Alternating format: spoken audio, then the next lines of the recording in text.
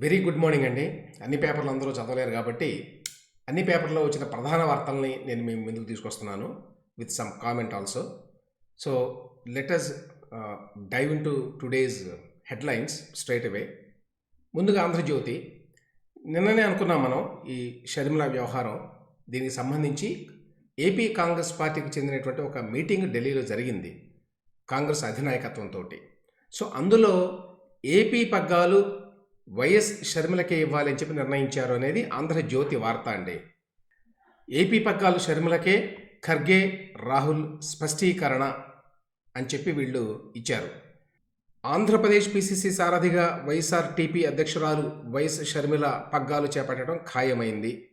బుధవారం ఇక్కడ అంటే ఢిల్లీలో కాంగ్రెస్ ప్రధాన కార్యాలయంలో రాష్ట్ర పార్టీ నేతలతో సమావేశమైనప్పుడు ఏఐసిసి అధ్యక్షుడు మల్లికార్జున ఖర్గే, అగ్రనేత రాహుల్ గాంధీ ఈ విషయం వారికి తెలియజేశారు. సో ఈ భేటీకి మిగతా వాళ్ళు కూడా పాల్గొన్నారు. ఇందులో వర్కింగ్ కమిటీ సభ్యుడు రఘువీరారెడ్డి, పిసిసి అధ్యక్షుడు గిడుగు రుద్రరాజు, వర్కింగ్ ప్రెసిడెంట్ శంకర పద్మశ్రీ, అట్లాగే సీనియర్ నేతలు పళ్ళవరాజు, జేడీ శీలం, కొప్పులరాజు, కనుమూరి బాపురాజు వీళ్ళంతా అయ్యారట. సో వీళ్ళంతా మాట్లాడి ఇక్కడ ఎలా వచ్చింది ఈ ప్రస్తావన అనేది కూడా ఇచ్చారు వీళ్ళు. మీ అభిప్రాయాలు చెప్పాలి షర్మిల బాధ్యతలు చేపట్టడంపై అని చెప్పి నేతలను కోరారట కాంగ్రెస్ అధినాయకత్వం. దాని మీద వాళ్ళేదో కొన్ని ప్రశ్నలు కూడా వేశారు. ఏమిటంటే ఆవిడ కూడా జగన్మోహన్ రెడ్డి గారిలాగా ప్రవర్తించదని గ్యారంటీ ఏమిటి అని, అలా జరగకుండా తాము చూసుకుంటామని రాహుల్ స్పష్టం చేశారట. నిర్ణయం జరిగిపోయిందని, ఎవరూ దీనికి భిన్నంగా వ్యవహరించొద్దని హెచ్చరించారు అని కూడా ఆంధ్రజ్యోతి వాళ్ళు రాశారండి. ఇదే వార్తని ఈనాడులో ఇంత నేరుగా లేదు. ఇది ఈనాడులో కాంగ్రెస్ను విశ్వసించే వారికి ఆహ్వానం, అధిష్టానంతో మేధోమథనం తర్వాత మాణికం ఠాగూర్ అంటే కాంగ్రెస్ పార్టీ ఇన్ఛార్జి ఏపీకి, ఆయన వ్యాఖ్య. వైఎస్ షర్మిల చేరిక 100 రోజుల కార్యాచరణపై సమీక్ష అని చెప్పి ఇచ్చారు వీళ్ళు వార్తలు ఏమన్నారంటే, షర్మిల చేరిక గురించి పార్టీ రాష్ట్ర నాయకుల అభిప్రాయాలు తీసుకున్నారు, అయితే అధినాయకత్వం మాత్రం ఎలాంటి అభిప్రాయము వ్యక్తం చేయలేదని తెలిసింది అనేది ఈనాడు వాళ్ళు ఇచ్చినటువంటి వార్త. సాక్షిలో ఎట్లా వచ్చింది, ఏపీ కాంగ్రెస్ నేతలతోటి అధిష్టానం మంతనాలు అని చెప్పి వాళ్ళకు వార్త ఇచ్చారు. దీంట్లో అసెంబ్లీ, లోక్సభ ఎన్నికలపై సీనియర్లకు దిశానిర్దేశం, ఏపీ సభకు రావాలని ఖర్గే, రాహుల్, ప్రియాంకలకు ఆహ్వానం అని చెప్పి కింద ఏపీలో ఎన్నికలకు ప్రణాళిక అని చెప్పి మాణికం ఠాగూర్ మాట్లాడిన మాటల్లో వైఎస్ షర్మిల తెలంగాణలో కాంగ్రెస్ పార్టీకి మద్దతు ప్రకటించారని, ఆమెను కాంగ్రెస్లోకి ఆహ్వానిస్తామని, ఆమె చేరికపై ఖర్గే నిర్ణయం తీసుకుంటారని చెప్పారట. ఇది మాణికం ఠాగూర్ గారు చెప్పారని చెప్పి సాక్షి పత్రికలో కూడా వచ్చిందండి. ఆ తర్వాత ఇంగ్లీష్ పత్రికల్లో న్యూ ఇండియన్ ఎక్స్ప్రెస్లో Congress may rope in Sharmila for poll campaign in AP అని చెప్పి ఒక పెద్ద వార్త ఇచ్చారు. The Congress high command is actively considering roping in Vice Sharmila, daughter of former CM Vice Rajshekar Reddy, to campaign for the party in Andhra Pradesh in the ensuing elections. నిన్న జరిగిన coordination మీటింగ్లో ఈ అంశం ప్రస్తావనకు వచ్చింది. As to what possible role Sharmila could play in the ensuing elections, most of the leaders said they welcome her into the party fold if she joins in the party and works to strengthen it in the state అని చెప్పి new Indian ఎక్స్ప్రెస్లో కూడా ఇచ్చారు. So ఓవరాల్గా ఏంటంటే YS Sharmila Congress పార్టీలో చేరటం దాదాపుగా ఖరారైంది. అలాగే ఏపీ కాంగ్రెస్కి అధ్యక్షురాలుగా, అంటే పిసిసి అధ్యక్షురాలు అంటారు కదా, ఆ బాధ్యతలు కూడా ఆమెకి అప్పచెప్పవచ్చు.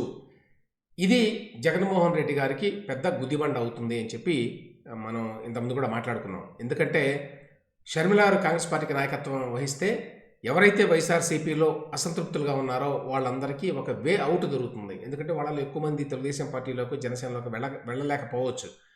ఒరిజినల్గా కాంగ్రెస్ పార్టీ మరి కలర్ ఉన్న వాళ్ళందరికీ ఇప్పుడు ఒక వే అవుట్ అనమాట ఇది.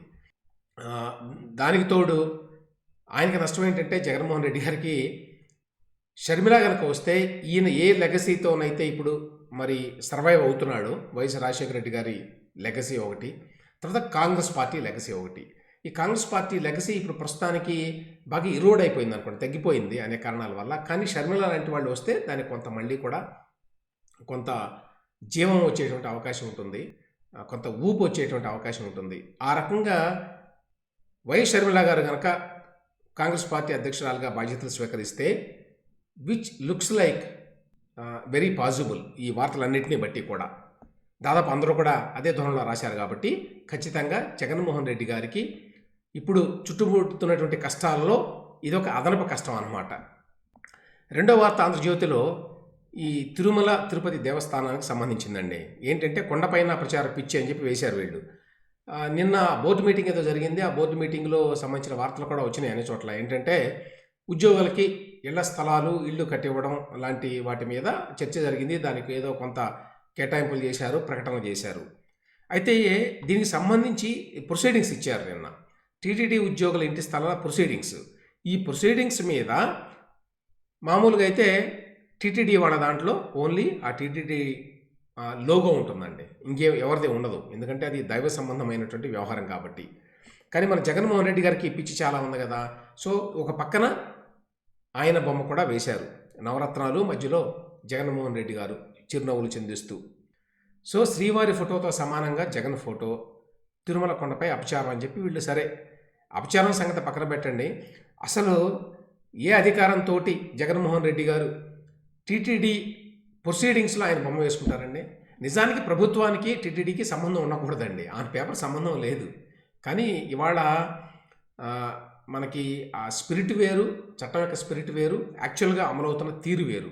కాబట్టి ఇవాళ టీటీడీ అంటే మొత్తంగా ఎవరు సీఎం అయితే, మరి ముఖ్యంగా ఇప్పుడు జగన్మోహన్ రెడ్డి గారు, ఆయన కాళ్ళ చెప్పుల కింద ఉండాల్సిందే. అది ఆయన ఏం చెప్తే అది, ఎవరంటే వాళ్ళే అక్కడ, వాళ్ళు పెట్టిన వాళ్ళు అంతా ఉంటారు కాబట్టి ఆయన ఫోటోని వాళ్ళు అందులో వేయటం కూడా ఆశ్చర్యం లేదు. ఏమైనప్పటికీ మరి టీటీడీ లాంటి సంస్థల్ని చాలా పవిత్రంగా చూసుకునే వాళ్ళు కనీసం ప్రొటెస్ట్ చేయాలి ఇట్లాంటి విషయాల మీద. ఈ రకంగా చొచ్చుకు వెళ్ళిపోవడం అన్నమాట. టీటీడీ లాంటి సంస్థల్లో దైవ సంబంధమైనటువంటి వ్యవహారాల్లో ఫోటో పెట్టుకోవటం అంటే జగన్కున్న పిచ్చి కూడానండి. అసలు ఆ పిచ్చికి అంతు లేదు. తర్వాత ఇది అసలు యాక్చువల్గా చట్ట విరుద్ధము ఒకటి, ఎన్నికల సమయంలో ఇంకా పెద్ద చట్ట విరుద్ధము. ఎందుకంటే ఇదంతా కూడా ఎన్నికలు జరిగే టైంలో ప్రచారం కిందకు వస్తుంది కాబట్టి. మూడో వార్త ఆంధ్రజ్యోతిలో ఏంటంటే, ఇప్పుడు తెలంగాణలో ఉచితంగా ఆడవాళ్ళకి బస్సు ప్రయాణం ఉందండి. సో ఇదే బస్సు ప్రయాణాన్ని ఏపీలో కూడా ఇద్దామని చెప్పి ఆలోచిస్తున్నారట. ఎందుకంటే ఎన్నికలు వస్తున్నాయి కాబట్టి మరి అన్ని వర్గాల వాళ్ళ ఓట్లకి జ్ఞానం వేయాలి కదా. అందులో భాగంగా జనవరి 1 నుంచి ఏపీలో బస్సుల్లో ఆడవాళ్ళకి ఉచిత ప్రయాణం ఇచ్చేటువంటి ఆలోచన చేస్తున్నారు. అది అంత ఈజీ కాదు కదా. ఇది కాంగ్రెస్ పార్టీ వాళ్ళ వరం. ఇది కర్ణాటకలో వాళ్ళు ఈ వాగ్దానం చేశారు. ఆ తర్వాత మొన్న జరిగిన తెలంగాణ ఎన్నికల్లో కూడా చేశారు. ఇప్పుడు యాక్చువల్గా తెలంగాణలో ఆడవాళ్ళకి ఉచితంగా బస్సు ప్రయాణం ఉన్నది, మొదలుపెట్టారు కూడా. అదే రకంగా ఇప్పుడు జగన్మోహన్ రెడ్డి ప్రభుత్వం ప్రయత్నిస్తోంది. అయితే దీనికట నెలకు అదనంగా 200 కోట్ల రూపాయలు అవుతుందట. వీళ్ళు అసలు ఇవ్వాల్సిన డబ్బులు ఇవ్వడం లేదు.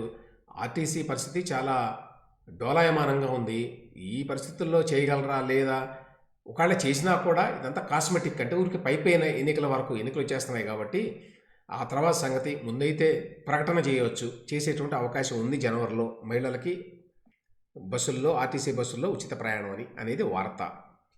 ఇక ఈనాడులో ప్రతిరోజు కూడా ఒక ఇన్వెస్టిగేటివ్ స్టోరీ లాంటిది వేస్తారండి. ఈరోజు పేరుకే పెద్ద గనుల గద్ద అని చెప్పి ఈ గనులకు సంబంధించి ఒక పెద్ద ఇన్వెస్టిగేటివ్ స్టోరీ వేశారు. జగన్మోహన్ రెడ్డి గారు ఎన్నైనా తిడతా ఉండనివ్వండి, రామోజీరావు గారని, ఈనాడని, అదని ఇదని, వాటిని ఏమీ పట్టించుకోకుండా తాము చేయదలుచుకున్న పనిని చిత్తశుద్ధితో చేయడం రామోజీరావు గారికి ఆయన ప్రత్యేకత అండి. సో ఏ తిట్లు ఉండవు, ఓన్లీ నేరుగా ఒక అంశాన్ని తీసుకొని అంశం లోతులోకి వెళ్ళి దాని గురించిన కథనం ఎవ్రీ డే ఈనాడులో వస్తుంది. సో ఇవాళ ఇది పేరుకే పెద్ద గనుల్లా గద్ద అంటే ఎవరు?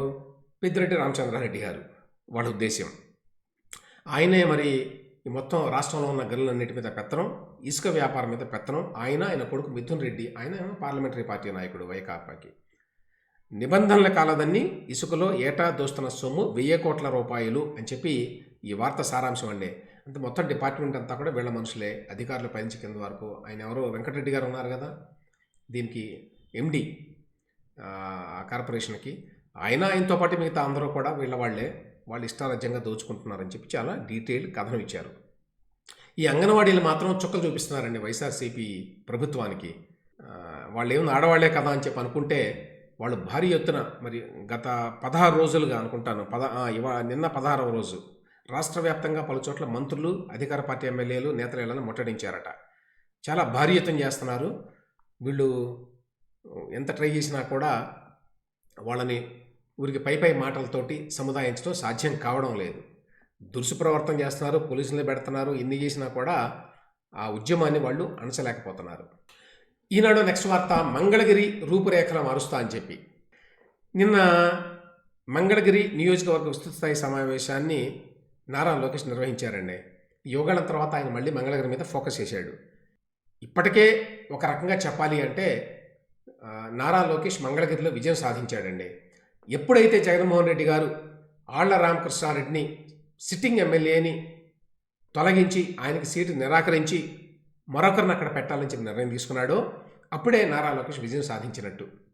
మొన్నటిదాకా ఏం చెప్పారు, ఆయనకి అక్కడ డిపాజిట్లు కూడా రావు ఈసారి నారా లోకేష్కి అని చెప్పి మాట్లాడినటువంటి వైసీపీ వాళ్ళు చివరికి జగన్మోహన్ రెడ్డి గారు అక్కడ ఉన్న సిట్టింగ్ ఎమ్మెల్యేని 2 సార్లు ఎమ్మెల్యేగా గెలిచిన వ్యక్తిని తీసేయాల్సి వచ్చింది. అదిగాక చాలా సన్నిహితుడు కూడా కుటుంబానికి, జగన్మోహన్ రెడ్డి గారికి. అయినా కూడా తీసేశాడు అంటే అక్కడ పరిస్థితి ఏమాత్రం బాగాలేదు. అక్కడ పరిస్థితులు ఇప్పుడు నారా లోకేష్కి అనుకూలంగా ఉన్నాయి అనేదానికి అదే పెద్ద ఇండికేషను. సో ఆ భారీ మెజారిటీతోటి గెలవాలి అన్నటువంటి పట్టుదలతోటి నారా లోకేష్ మంగళగిరిలో బాగా వర్క్ చేస్తున్నాడండి. అందులో భాగంగా ఈ విస్తృత స్థాయి సమావేశం నిర్వహించి నేను చాలామందిని తటస్థులని చెప్పి రకరకాల వర్గాల వాళ్ళని అందరినీ కూడా ఆయన కలిశాడు. ఈ సందర్భంగా ఇక్కడి నుంచే పోటీ చేస్తే అందులో డౌట్ లేదని మళ్ళీ ఇంకొకసారి చెప్పాడు. మంగళగిరి రూపురేఖలు మారుస్తానని చెప్పి హామీ కూడా ఇచ్చాడు. ఇక ఇది చాలా కాలం నుంచి వింటున్నామండి ఈ జియోల అప్లోడ్ గురించి. దీని గురించి గతంలో కూడా నేను చాలాసార్లు మాట్లాడాను. నిన్న ఇది కోర్టులో వచ్చింది. అదేమిటంటే జగన్మోహన్ రెడ్డి గారు దాదాపు 2 సంవత్సరాల నుంచి జియోల్ని ఆన్లైన్లో పెట్టడం లేదండి. ఈ ఆన్లైన్లో పెట్టేటువంటి సంప్రదాయం ఎప్పుడో 2006లో వాళ్ళ నాన్న వైఎస్ఆర్ గారు ఉన్నప్పుడే వచ్చింది. ఎందుకంటే అంతకుముందే దానికి సంబంధించి వర్క్ జరిగింది చంద్రబాబు నాయుడు గారు గవర్నమెంట్లో. ఆయన వచ్చినప్పటి నుంచి కంటిన్యూస్గా ఏ జియో వచ్చిన ప్రభుత్వంలో దాన్ని అప్లోడ్ చేస్తున్నారు. కానీ జగన్మోహన్ రెడ్డి గారి ప్రత్యేకత వేరు కదా, ఇదంతా జనానికి ఎందుకు తెలియాలి పరిధి అని చెప్పి ఆపేశాడండి ఆయన 2 years బ్యాక్. ఏపీ జిఓఐఆర్ అని చెప్పి వెబ్సైట్ ఉండేది. ఎవరైనా సరే, మీరు నేను ఎవరైనా సామాన్యులు ఎవరైనా సరే గవర్నమెంట్లో ఏ రకమైన నిర్ణయాలు తీసుకుంటున్నారు అని చెప్పంటే అందులోకి వెళితే ఎవరికి ప్రమోషన్లు ఇచ్చారు, ఎవరిని మరి అడ్వైజర్లుగా నామినేట్ చేసుకున్నారు, ఎవరి కాంట్రాక్ట్లు ఇచ్చారు, ఏ కొత్త పాలసీ వచ్చింది, ప్రతిదీ కూడా జియో రూపంలో ఉంటుంది. చెక్ చేసుకోవచ్చు, అథెంటిక్ ఇన్ఫర్మేషన్ తీసుకోవచ్చు గవర్నమెంట్ నుంచి, ఏ పాలసీ డెసిషన్ మీద అయినా సరే, ఏ ఎగ్జిక్యూటివ్ డెసిషన్ మీద అయినా సరే. అటువంటిది ఆ ఏపీ జిఓఐఆర్ అనే వెబ్సైట్ని కంప్లీట్గా పడుకోబెట్టేశారండి. పెట్టి దానికి ఒక వింత లాజిక్ ఒకటి చెప్పి ఏపీ గెజెట్ అని చెప్పి ఒక విచిత్రమైనటువంటి కొత్త వెబ్సైట్ క్రియేట్ చేశారంటే ఆ వెబ్సైట్ కూడా మీరు ఆ వెబ్సైట్ పేరుని కూడా మీరు గుర్తుంచుకోలేరు, ఆ వెబ్ అడ్రస్ని కూడా. అంత కాంప్లికేటెడ్గా ఉంటుంది అది. పోనీ అందులో అయినా చేస్తున్నారా, అప్లోడ్ చేస్తున్నారా? లేదు.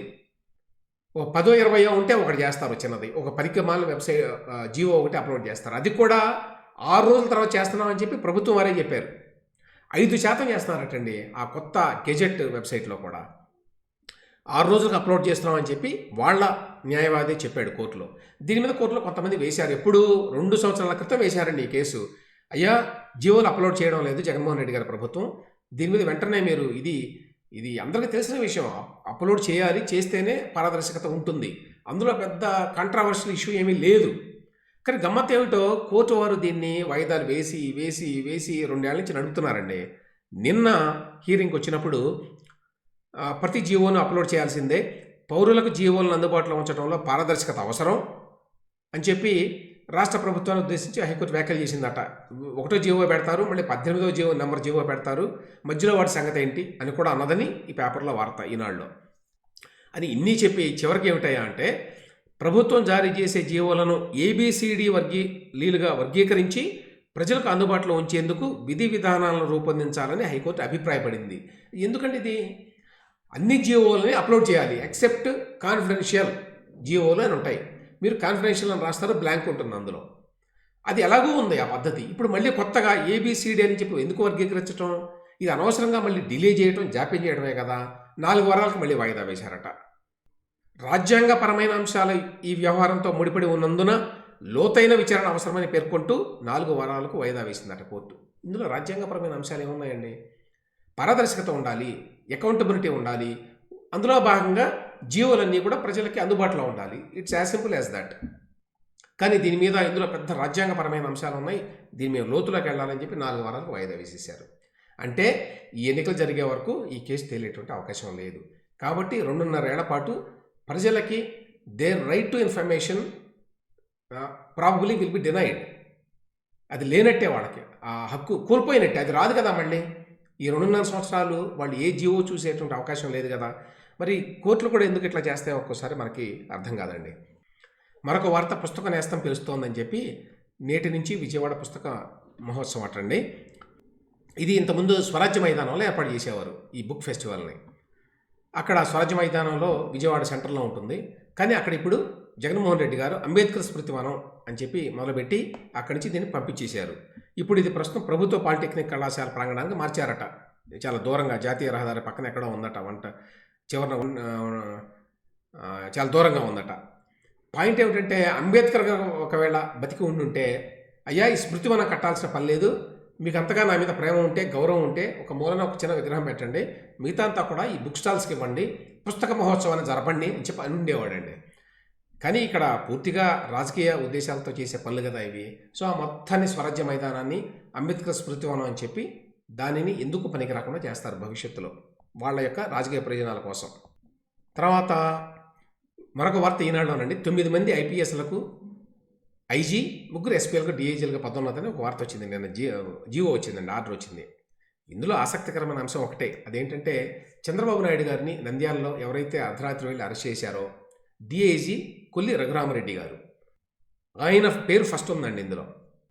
ఆయన డిఐజీ గారికి ఇప్పుడు ఐజీగా ప్రమోషన్ వచ్చిందనమాట. మిగతా వాళ్ళకు కూడా వచ్చింది, బహుశా ఆయనకు కూడా రెగ్యులర్ దీంట్లోనే వచ్చి ఉండొచ్చు అనుకోండి. బట్ రెగ్యులర్లో లేకపోయినా కూడా ఆయన ఖచ్చితంగా ఇచ్చి ఉండేవారు జగన్మోహన్ రెడ్డి గారు. మరి ఏదో రకంగా అంత పని చేసినందుకు, అంత అడ్డగోలుగా ఒక మాజీ ముఖ్యమంత్రిని అర్ధరాత్రి పూట వెళ్ళి బస్సు నుంచి దించి అరెస్ట్ చేసినందుకు, చేసి కారులో మరి విజయవాడ వరకు పట్టుకొచ్చినందుకు ఆయనకి తగిన విధంగా సత్కరించాలి కదా.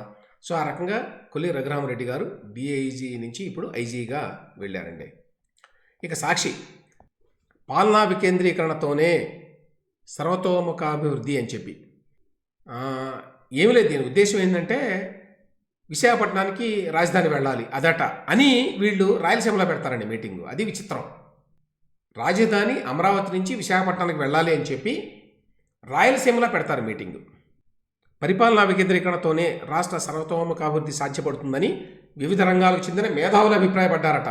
ఈ మేధావులు అనే పదం చాలా లూజ్గా వాడతాం కదా మనం, ఎస్పెషల్లీ తెలుగులో. సమాన సమగ్రాభివృద్ధి పేరుతోటి జరిగిన రాష్ట్ర స్థాయి సదస్సులో పలువురు వక్తలు తమ అభిప్రాయాలు వెల్లడించారట. బుధవారం జరిగింది, అనంతపురంలో జరిగింది ఇది.